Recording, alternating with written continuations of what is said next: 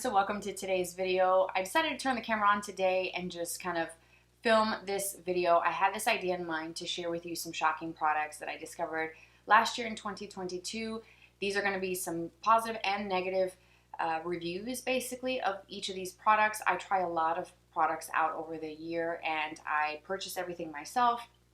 And I thought, you know what, I'm getting ready anyways for the day. Just turn the camera on. I have my hair up in a messy bun. I put a bunch of Moroccan oil in it just to kind of hydrate my hair and get it a bit smoother. So I figured if I'm doing my makeup, why not just hit record on the camera and just share with you guys these products, because this was an idea that I had in mind that I was going to do anyway. So I figured why not do it today. So starting off on a positive note, the first product is the cream sticks from Persona Cosmetics. This one in the shade Bubble was the one that I tried over the summer. It went viral. It was very hard to get my hands on. It sold out when I had it in my Ulta cart, and it was hard to get back in stock and actually be able to make the purchase because it was selling out so fast. They do have a version of this in a pressed powder form, but this is the cream stick, and as you can see, it's a very bright bubblegum pink color. And if I honestly saw this color in the Persona Cosmetics setup at a store, let's say Ulta, I would walk past it and not even think twice, just because it looks crazy, wild, bright, and like it would definitely not be something that I would feel comfortable wearing. But I was pleasantly surprised by the formula, the blendability, and the color. That was what got me. I love a good cream product and I love blush, so I thought, you know what, this color is definitely, there's got to be something to it. Why is this selling out? Why is this always out of stock? So I tried it, and it's got to be one of the most flattering colors that I own in my collection. And I have a lot of blush, so that says a lot. And you may see colors like this, something even brighter, something maybe more deep, and you probably feel it's not for you, but you have to just give it a try because it might actually be beautiful. It might actually be your new favorite. And I love the way this looks on the cheeks. So I enjoyed that formula so much that I purchased their newer one. This one's called Jam, and this one is more on the opposite side of the spectrum. It's a little bit deeper, more of that berry color, and the name Jam is definitely a perfect name for this color. I like that you can also use these on your lips for like a multi-chromatic look. I do like the formula of this one as well.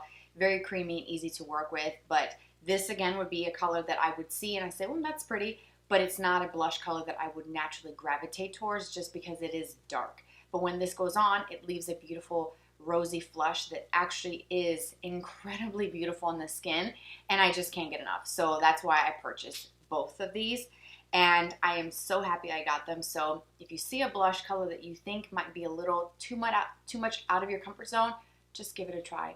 And you've got nothing to lose, but just try it, and you might actually like it, and it might be your favorite or your new favorite. So those are incredible. If you haven't tried those blush sticks, definitely pick up a shade and go for it. The next product that's not so great that I discovered last year is from Laura Geller. I have tried lots of products from this brand.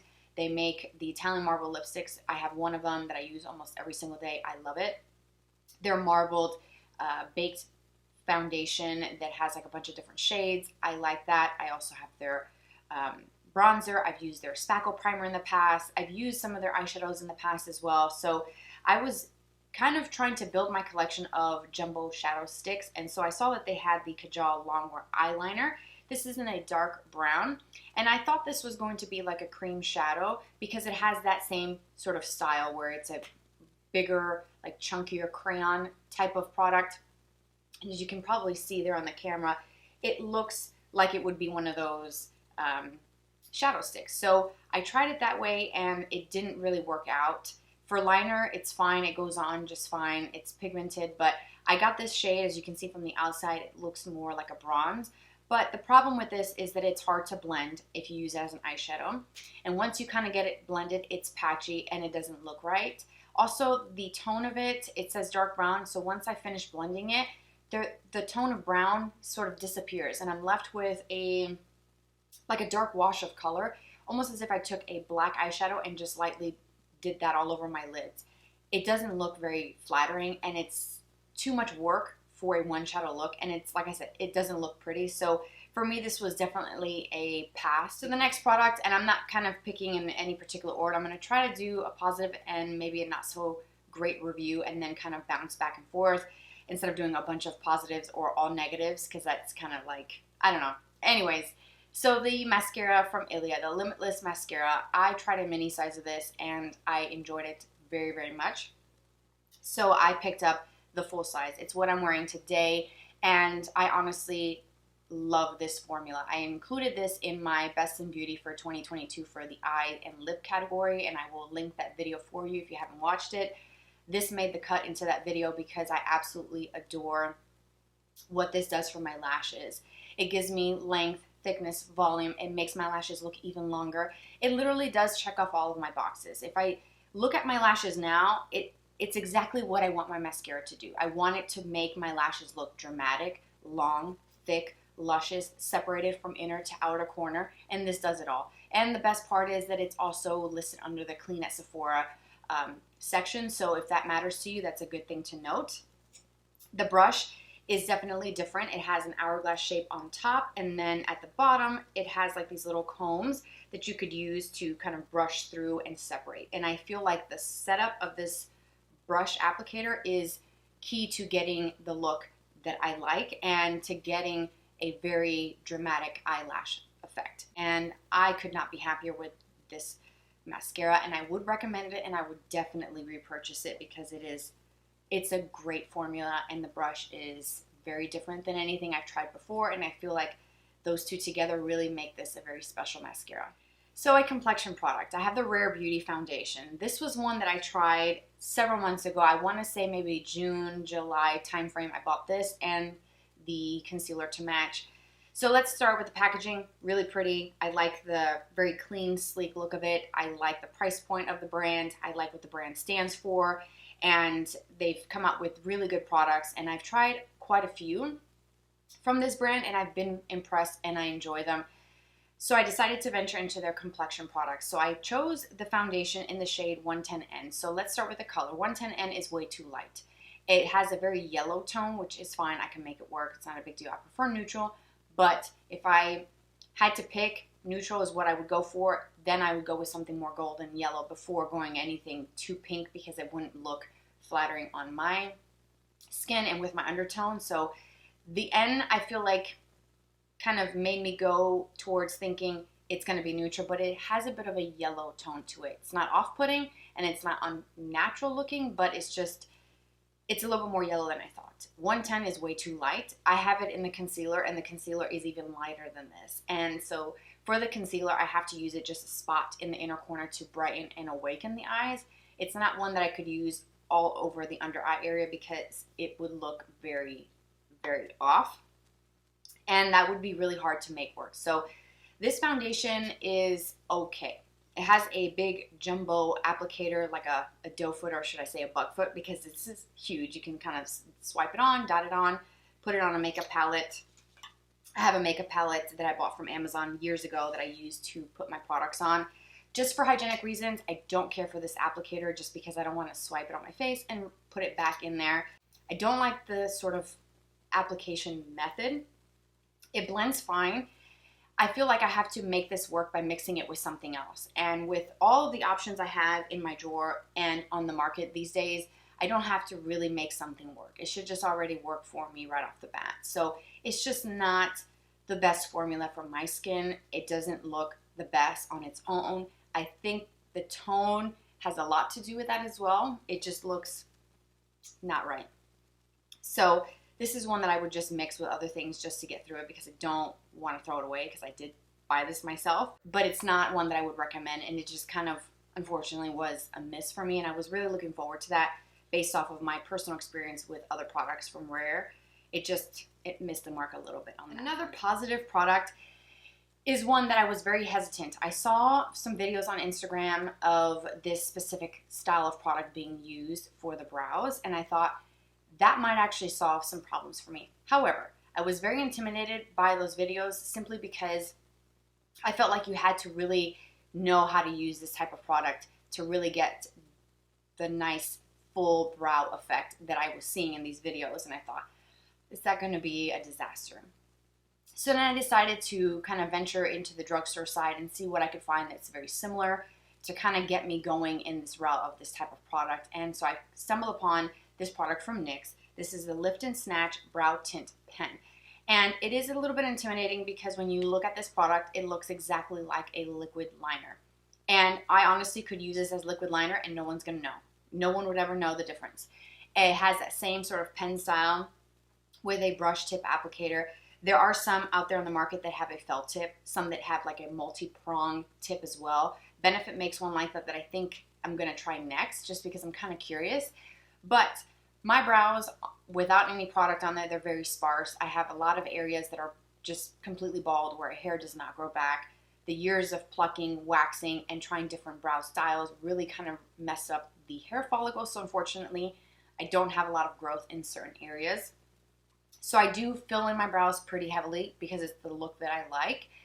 But even then, there are still some parts where my brow product, usually it's a pencil, just doesn't seem to get. Like little areas where I feel like I need a little bit of something extra.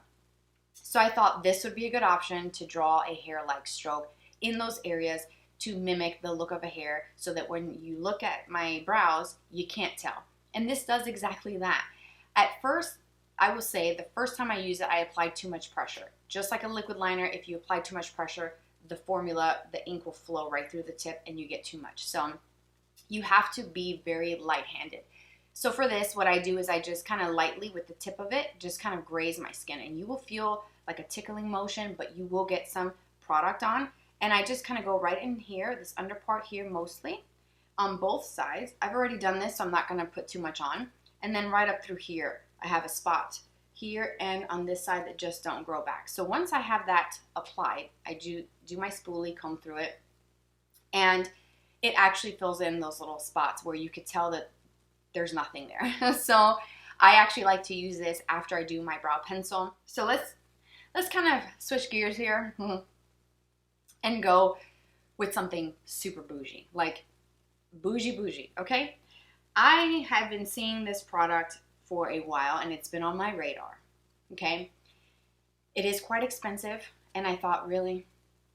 I've seen pictures on Instagram. I like the packaging. The whole aesthetic vibe of it is a 10 out of 10 for me. And I thought, what makes this so special? Like, why is it so expensive? Besides the name, it's a designer product. I get it. But is it really that good? So I'm talking about the Gucci bronzer, okay? Look at the packaging. Do I need to say anymore? It's beautiful. It's one of those that you would want to leave out on your vanity. I just love this sort of aqua teal color. It's so pretty with the gold and the packaging. It looks luxe and pretty. It just, like I said, all the vibes, 10 out of 10. I have shade number 2. It's what I'm wearing today and it's good. Like, why? And when I ordered this, I was like, why? Why? Because I bought this and I bought one of the blushes. We'll get into the blush in a moment because the packaging is just darling on the blush. So this shade 2 I feel like is a good match. And it's pigmented, but it blends well. It wears nicely. The first thing you will notice when you open the compact is going to hit you with that floral fragrance. There is a lot of fragrance in this, which I personally would have preferred not, but I get that it's part of the whole thing, so it's fine. It's not like I smell it throughout the day. So far, I haven't had any issues with it irritating my skin or causing breakouts. I was kind of skeptical because of the fragrance in it, but it is a beautiful formula. It's silky, it's creamy, it blends well. And I feel like shade 2 is a good place for me to be as far as tone, but the formula is good. And everything you hear about it is, it's spot on. Like, why? Why do you have to be so good, right? So I ordered the blush as well when I bought that product, and the packaging on the blush is just, let's talk about it. She's beautiful. Absolutely beautiful. And I have the shade number 04 Bright Coral. I'm wearing it today as well. She's beautiful.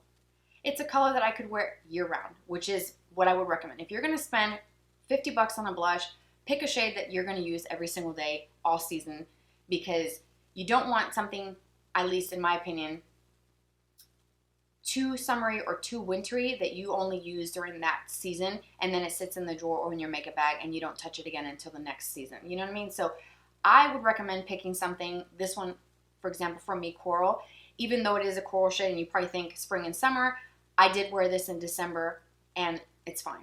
it's not like, oh my gosh, you're wearing like a springtime color in the middle of winter. Like, how dare you? There's no rules really. But for really expensive products like this, I definitely would pick colors that I can wear every single day, no matter what eye look I'm going for, whether it's a no makeup kind of eye or a full on eye, kind of middle of the way look, something super dramatic. Maybe I decide to, do a smoky eye and put on some outer corner lashes. I want something that can complement every single look that I'm going to wear. So that's why I chose a bright coral. They did have one, I think it's rosy beige, I want to say. It's a little bit deeper, that I almost got as well. But then I thought, no. I'm going to just go with one and then see how that goes, and then try to work with the formula and see if I really enjoy it before buying another one. Because like I said, they are pretty expensive. I want to say it's right around that $50 mark at Sephora. Is it worth it so far? I enjoy it. It's expensive, it's pricey, but I love it. And I'm here for it, and I don't regret a thing. Okay? I don't regret a thing. Okay, so another product that kind of it's just not really for me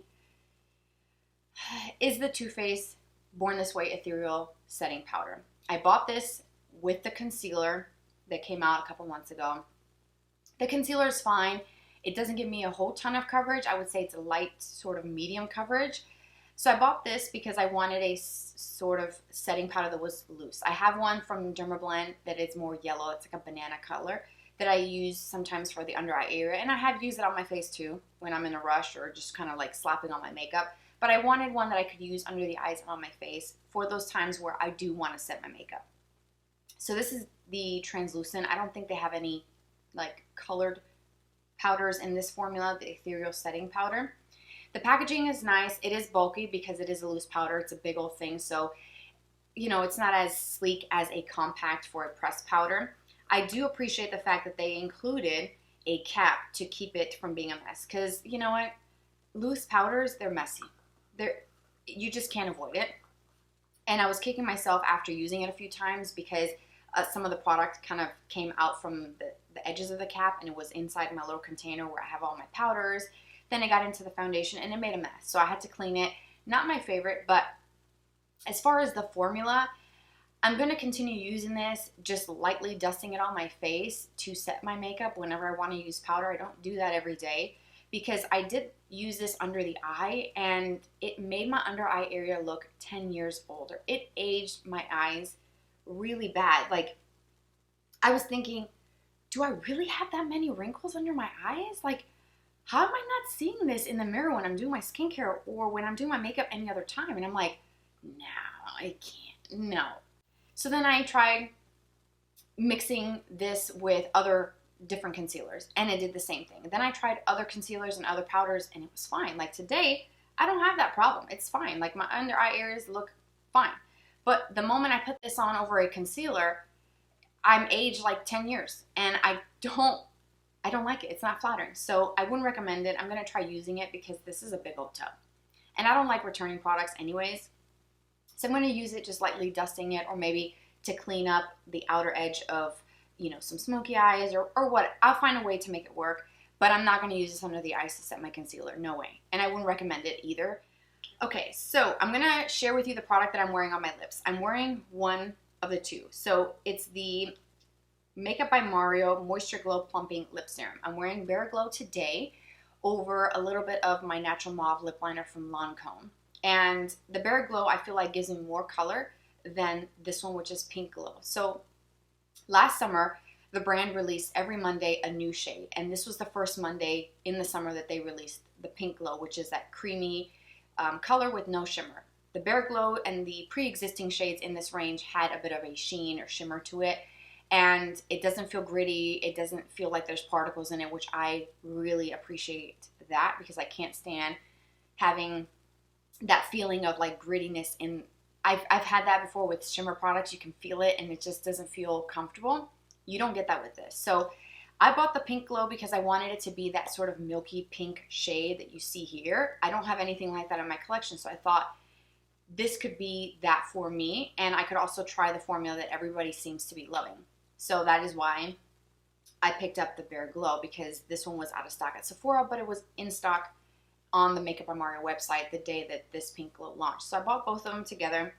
The Pink Glow, just, it looks clear, so it's kind of like a bummer for me because I really wanted it to be that kind of light, sheer, milky pink color. Even though I like the formulation and how it feels and how it goes on, it's very silky like butter. But I just wanted, I wanted a little bit more. So it's not a total disappointment because I'm going to still use them, and I wear the pink one as a prep step before I do my makeup and stuff, so that by the time I get to my lip combo for the day, my lips are softer and smoother. But as far as it being that milky pink that I saw in the promo photos, it's just not that. But it's not a terrible product, so I'm going to keep using those. And so for other lip products, I have some of the lip oils from the Ulta Beauty brand. I am not a huge Ulta Beauty brand like makeup user. In the past, I've tried their liners. I used to work for Ulta like 12 years ago. I was a store manager for one of the locations in Texas, and lots of people purchased the brand and the products, especially with the free gift if you spend a certain amount, and they still do that. I got a couple things from this Ulta Beauty brand makeup for my daughter to play with because she's into makeup, and it's really cute. But this past summer, we saw a lot of like lip oils, and people were going crazy about it, and the Dior lip oil was selling out. Then House Labs, is that what it's called? House Labs, that's from Lady Gaga, came out with one. Fenty has one that was also out of stock. So the whole lip oil kind of took off and everybody wanted some, but I couldn't get my hands on the Dior one. And I do want to try it to see what the hype is on that. But I decided to check out the Ulta brand. I was there getting some products anyway, so I thought, you know what, why not? They had a sale within the brand. So I tried the Juice Infused Lip Oil. This one doesn't have a name. It's just a number 366. It's just clear, to be honest with you. The tint on this is not even enough to really see it. And then I got the tinted version as well. This one is called Baby Pink. So this actually is pigmented, and if I put too much on, you will see it. This is actually giving me the vibes that I was hoping this from Makeup by Mario would do for me. So I will put some of this on because, you know, you can't have too much. Do you see how pigmented that is? Like, what?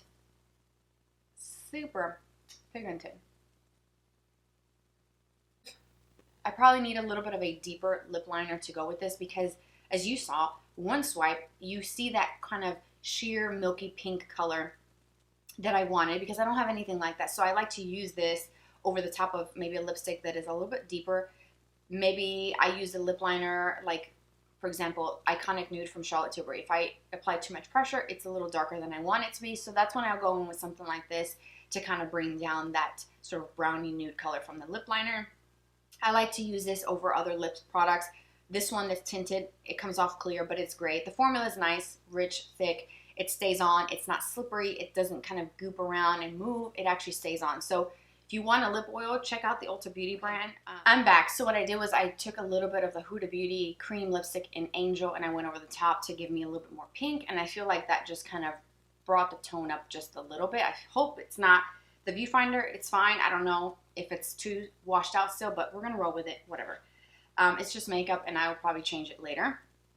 Okay, so we have a few more products to talk about. So let's go ahead and talk about the Danessa Myricks product. This is the Yummy Skin Balm, and I have the shade 1.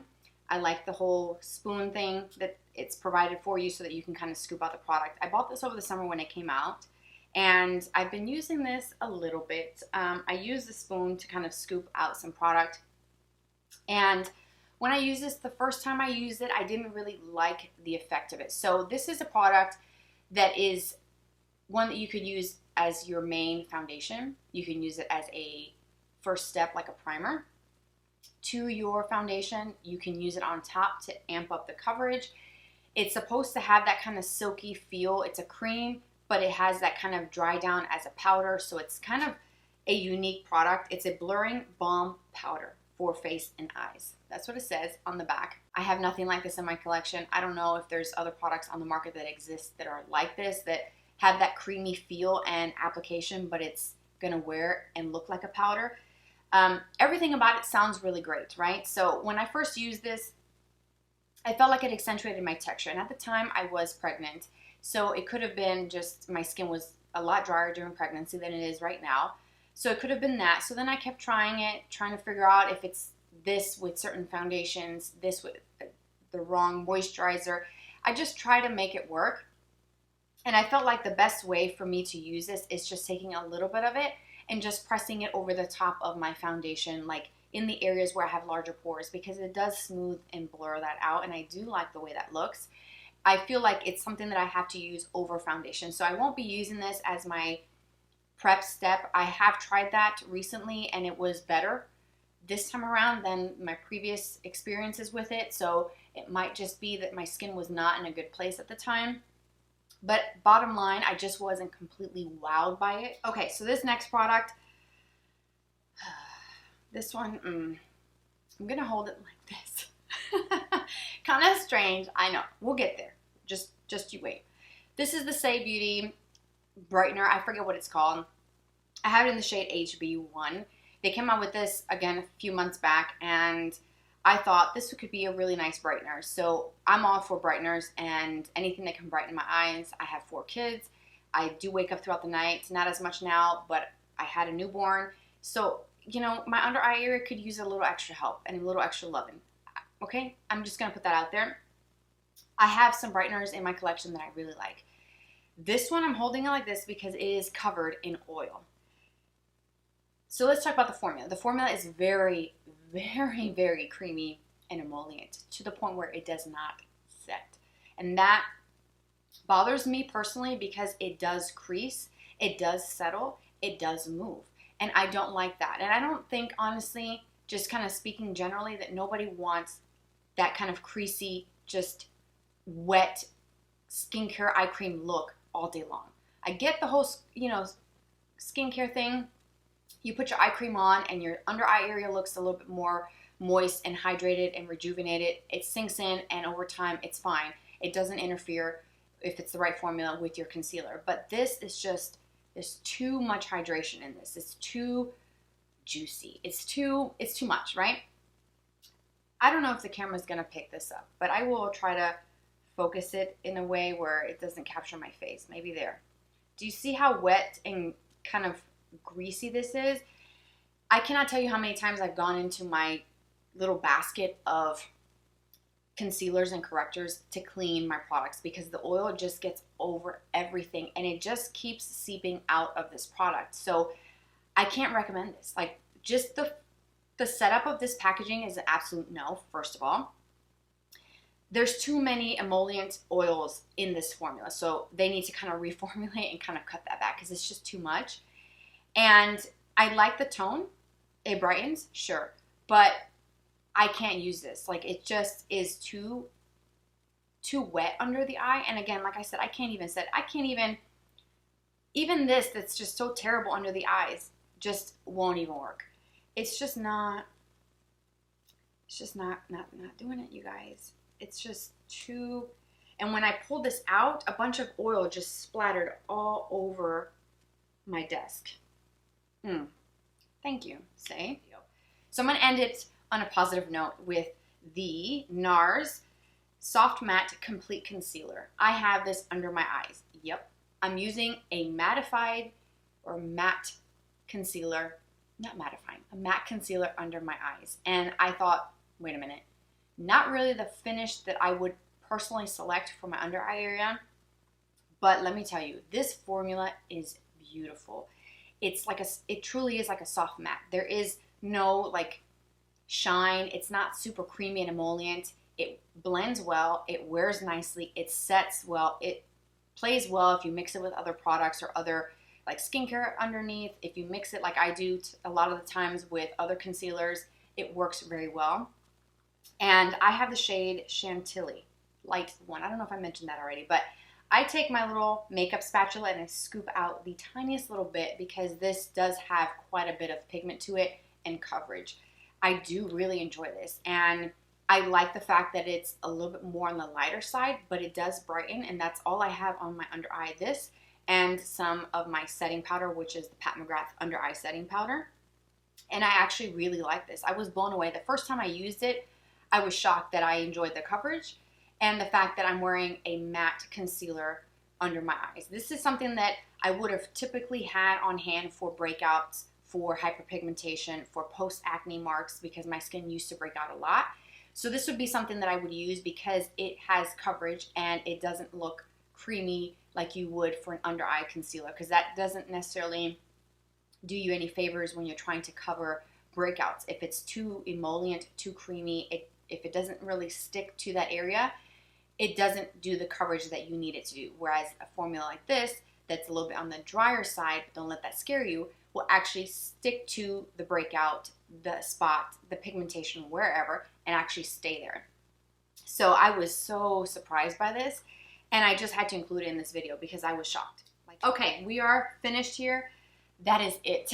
Those are the products that I selected for this video. I have tons of product that I could have included in here that I tried that I was just like blown away, positive, and then products that are just like, I don't get why they're making this. I don't get the hype. You know, like I said before in the beginning, I buy a lot of makeup every single month. I'm buying a lot of things that are new, things that I've had on my radar for some time, exploring some new brands or getting further into a brand like NARS. I kind of forgot about them, so I got their concealer, I got the foundation, I got an eyeshadow palette, just to kind of get back into the brand and rediscover some of their products. And I've been doing that with some other brands and just kind of really expanding my collection because I like to try products, I like to have variety, and I like to switch it up every day when I sit down here to do my makeup. And the products that I talked about that I really enjoy are really great products, and I was shocked by them. And then obviously the ones that didn't have the positive review, I wouldn't recommend it. So don't even purchase those products. Save your money, put it towards something else, or try something completely different because it's just not worth it. Some of these are just, no. So I hope that this video was helpful. I hope you enjoyed it. Hopefully you will try some of these products that I enjoyed, and hopefully they perform well for you as well. And if you have any product recommendations, or if you have any experience with any of these products and you would like to share that, let me know in the comments section. Thank you so much for being here. Thank you for watching, for tuning in. You can follow me on Instagram. It's always on the screen. I will have it here left or right for you to follow me on Instagram if you're interested. Hopefully we will connect there, and I will see you in my next video. Take care.